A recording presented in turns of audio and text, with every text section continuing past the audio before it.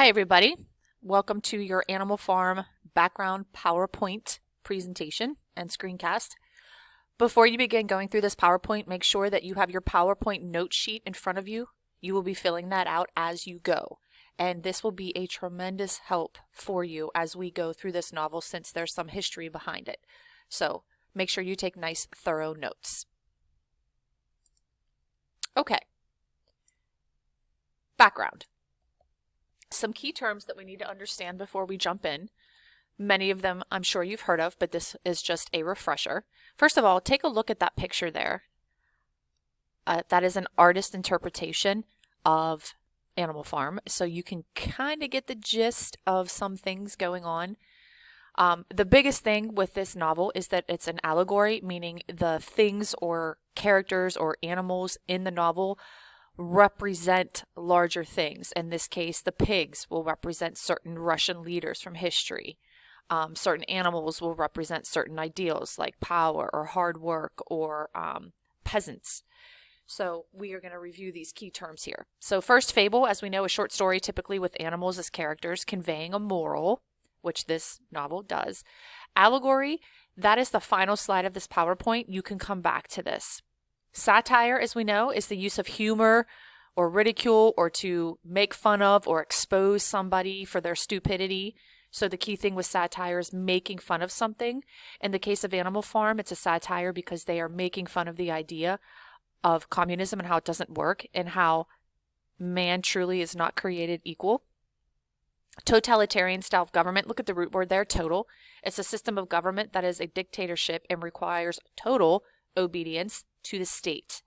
It is regarded as the most extreme form of authority. It is not good. You don't want total control given over an entity. Moving on. Sorry, let me scroll down here. Communism, a society in which all property is publicly owned and each person works and is paid according to their abilities and needs. And this does not work. Many, many wars were fought over communism. And as you see, the animals on the farm want everything to be created equal. They want to be treated equally and they want to do equal work, but you are going to see what's going to start to happen. And that's a major premise of the novel. Okay, moving on. Orwell's Bomb. We're going to take a look at this YouTube video. Actually, you are, either now or whenever you're done, come back to it. It's actually pretty interesting regarding the bomb that was dropped on Hiroshima and Nagasaki. It's kind of an animation. Animal Farm appeared on book stands in August of 1945, and historically speaking, we know 1945 is the end of World War II. This is the same month that the United States dropped the atomic bombs on Hiroshima and Nagasaki. Again, that video that you will watch is a survivor's account of surviving through it through an animation.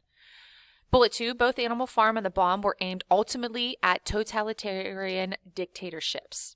For Orwell wrote his book to warn the citizens to the threat posed by such forms of government. He was very anti-totalitarian, and his book serves as a warning about how total control and total equality, again, does not exist. When was it written? So first and foremost, take a look at the picture there. There's a pig smoking a cigar. It says all animals are equal, but some animals are more equal than others. So there's the satire. That's ridiculous. That makes no sense. How can somebody be more equal than others? So looking at our notes here, novelist and political journalist George Orwell, that is our author. That's actually his pen name. His real name was Eric Blair. He wrote the novel toward the end of World War II in 1944, but he was not able to publish it until the war was over, as we know, in 1945. The novel is an allegory for the Russian Revolution of 1917 and the people involved with this revolution. This Russian Revolution of 1917, people were tired in Russia of being treated unfairly. They were overworked. Labor laws were being broken. Child labor laws didn't even really exist, and they were treated as basically a level below peasantry. And so what did they do? They had a revolution.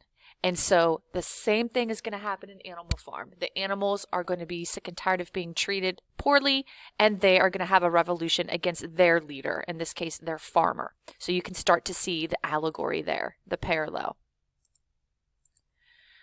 Okay, moving on. World War II propaganda. Uncle Joe, referencing Joseph Stalin. You can take a look at this picture here. Uncle Joe says, "Fight weak socialism with strong communism." Joseph Stalin played a major role throughout the era of communism. In the novel Animal Farm, Stalin is actually going to be represented by, or is allegorical to, a pig named Napoleon. So talk about satire, representing a Russian leader as a pig. I don't know how that Russian leader would feel about that. So you can imagine why this novel caught so much controversy.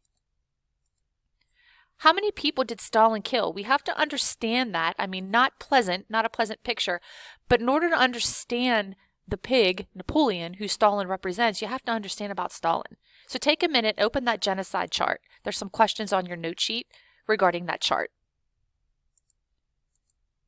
Dr. Seuss. We all know Dr. Seuss. You know, when we're kids, we think, oh, this is such a cute little cartoon or whatever. We're actually going to watch one of them.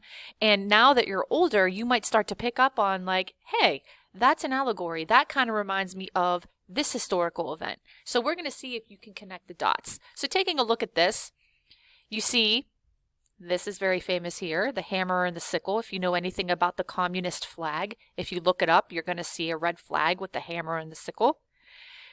You're going to see, there's our swastika. We know what that's about from Night. Adolf Hitler, Nazis. They're serving roast Adolf at Joe's house tonight. So a very, very famous picture from World War II. How did Orwell get the idea for Animal Farm? This is bizarre. The central concept of Animal Farm is simple. Orwell saw a little boy whipping a huge cart horse along a narrow path. And it struck me that if only such animals became aware of their strength, we should have no power over them. Men exploit animals in much the same way as the rich exploit the working class people. And so there is our idea for Animal Farm. These animals are being exploited, and so they rebel. And they have power over man. So that's kind of a weird way to get an idea for a novel. Okay, so this looks like a lot. Just bear with me. So what is the overall premise? Let's bring it all together. Bullet 1. The premise of the book is that the animals on Animal Farm are sick and tired of the harsh, unfair, and unequal treatment they receive from their owner, Mr. Jones. As a result, the animals agree to have a revolution, just like the people in Russia did back in 1917, against humans and kick Mr. Jones off the farm, which eventually works.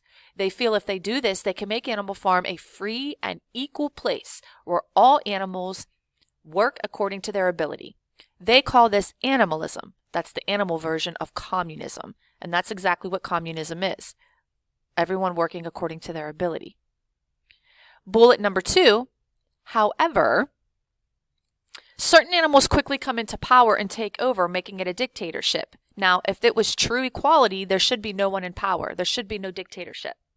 The animals in the novel understand that the situation with the head pig and power-hungry Napoleon, remember who will represent Stalin, is not what they wanted, yet they are giving up on their efforts to obtain free and equal treatment. They are making a choice to go along with Napoleon's tactics because they have been brainwashed. The propaganda from Napoleon is working. This will make more sense once we start reading. It's amazing what things can happen whenever you scare someone into following you. And that's what propaganda is. It's trying to get you to go this way or that way. Bullet 3, this is just like the abused working class revolting against various communist Russian leaders during the Russian Revolution. So you can see there's an actual historical event that Animal Farm is based on, but they're doing it through animals. And so that is what allegory is. Hopefully this is helpful to you as we start to read.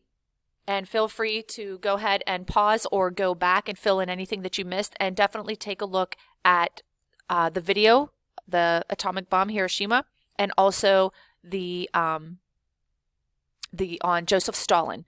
A little chart will come up about just how deadly he was, how many people he killed. All right, have a good day.